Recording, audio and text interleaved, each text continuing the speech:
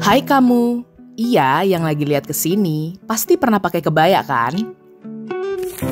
Mungkin mengenakannya sebagai busana Hari Kartini di sekolah, menjadi pengantin dalam balutan kebaya putih, atau sekadar menyaksikan ibu memakai brokat dan jarik untuk pergi ke kondangan. Kebaya bukan sekadar estetika, tapi warisan yang dijahit dan diwariskan lintas generasi. Ia adalah simbol identitas dan kebanggaan budaya Indonesia yang layak terus dikenakan, disuarakan, dan dilestarikan.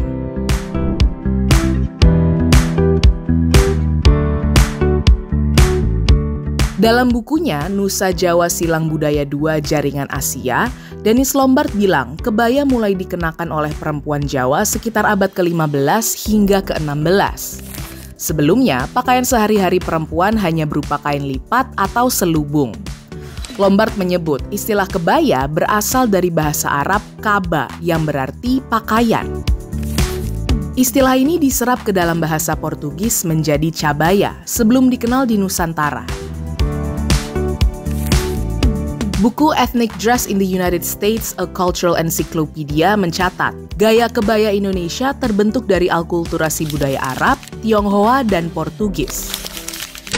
Di era Majapahit, kebaya dikenakan para perempuan bangsawan sebagai simbol status sosial.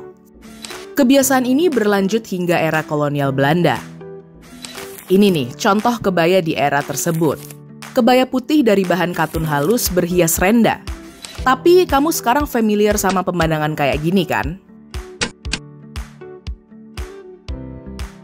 Yap, kebaya memang bukan cuma pakaian masa lampau. Ia cermin penghormatan terhadap diri sendiri dan ruang sosial.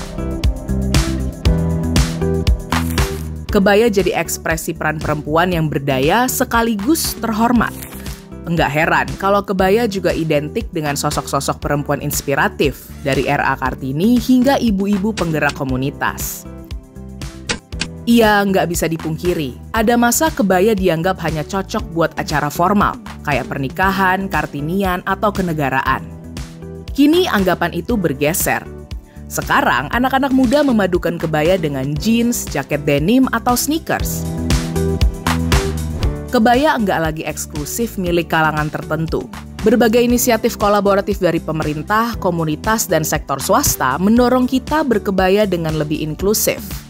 Ada juga pengusulan kebaya sebagai warisan budaya tak benda ke UNESCO. Kebijakan Presiden yang menetapkan 24 Juli sebagai Hari Kebaya Nasional pun mempertegas posisi kebaya sebagai simbol nasional.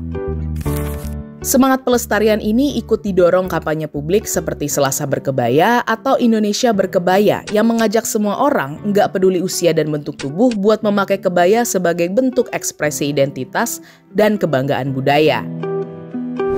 Jadi, kebaya itu apa?